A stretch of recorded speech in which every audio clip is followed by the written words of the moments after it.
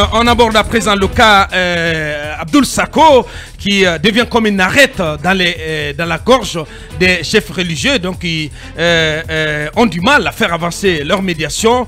Et finalement, patatras, cette rencontre qui s'est tenue hier au centre islamique, mais qui n'a pas permis d'enregistrer des avancées.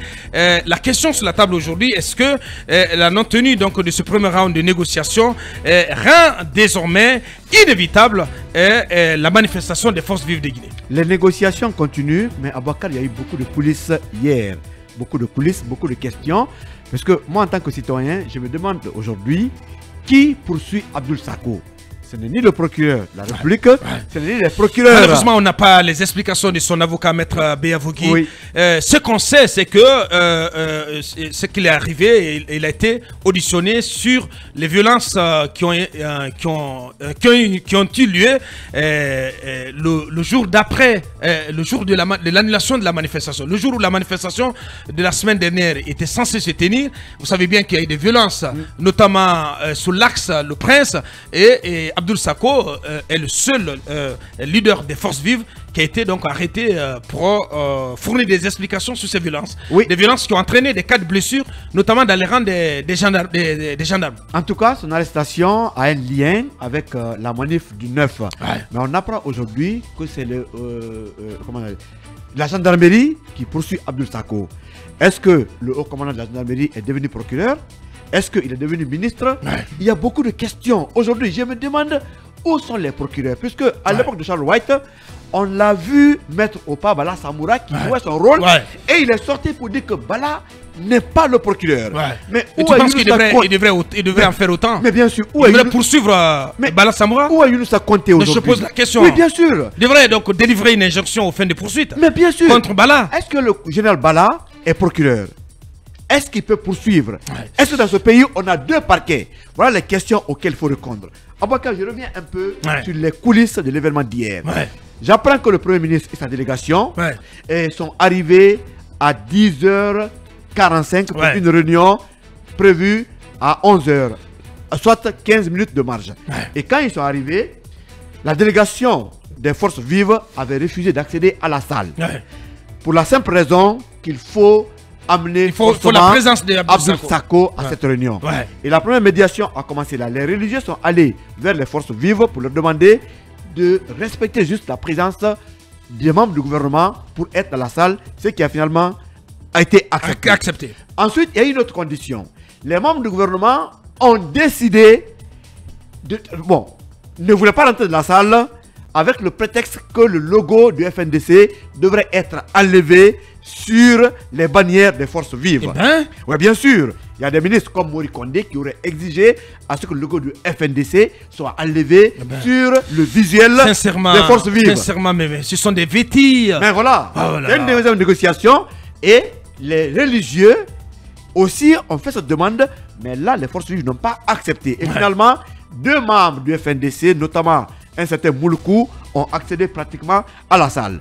La troisième partie de cette journée était la présence d'Abdoul Sako, cette revendication.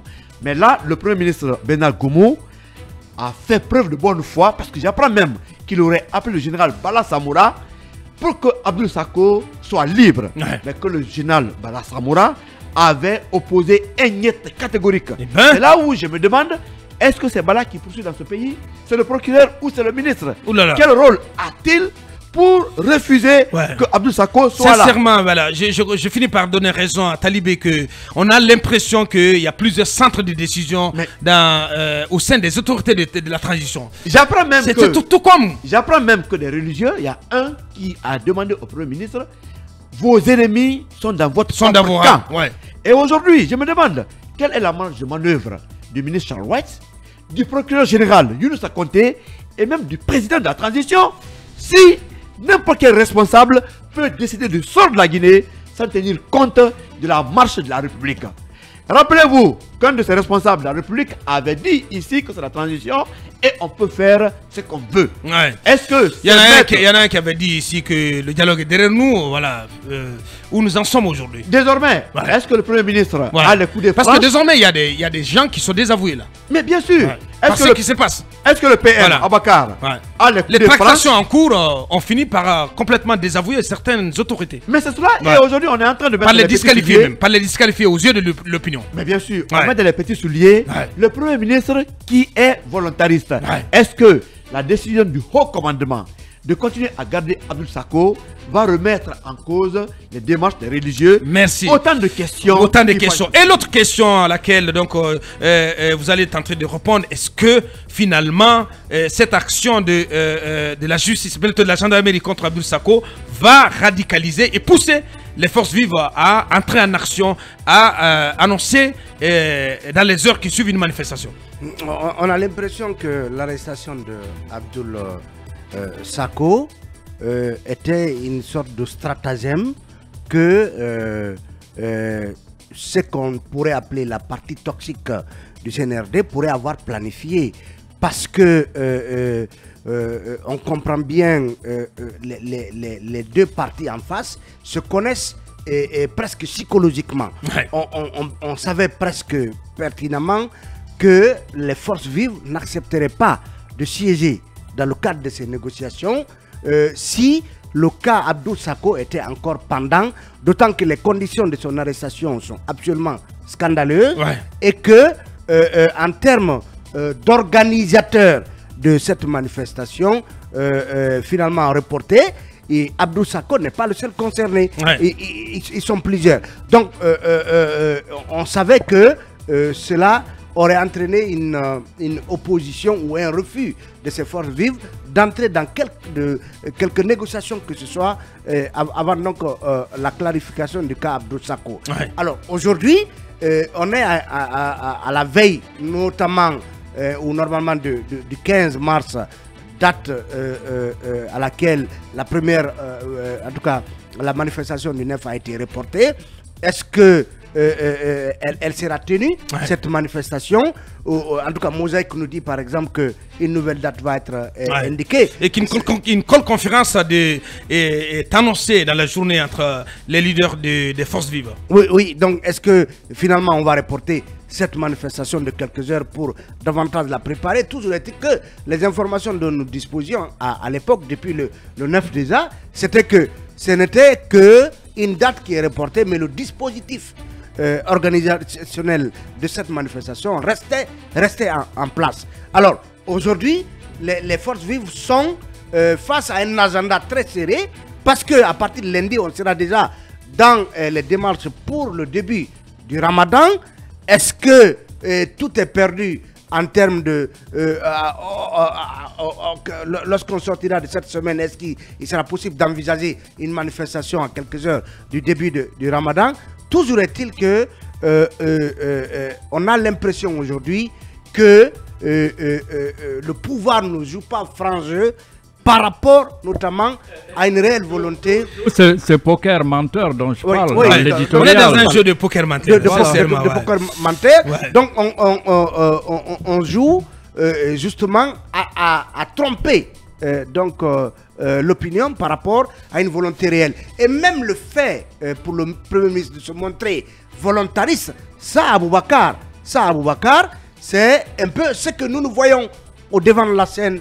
Est-ce que le jeu consisterait à traîner les forces vives par le bout du nez jusqu'au mois de Ramadan, parce que le Ramadan casserait carrément la dynamique, en tout cas, de confrontation que les forces vives ont réussi à mettre en place?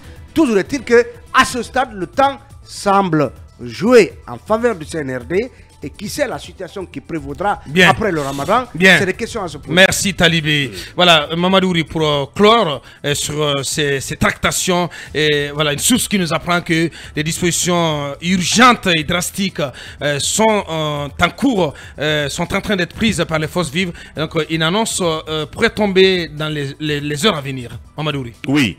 Déjà, la disponibilité, l'engagement, le volontarisme des religieux de pouvoir réunir les deux camps est à saluer. Ça c'est clair parce que ça fait assez longtemps qu'on ne les avait pas vus sur ce terrain parce qu'ils ont tiré aussi les leçons du fait que par le passé, on a toujours ridiculisé leur travail après qu'ils aient fourni des efforts de réconciliation. Ouais. Encore une fois, ils se remettent au boulot, dans l'apaisement, c'est à saluer. Ce que j'ai noté aussi, c'est qu'ils ont fait en sorte de trouver un terrain neutre.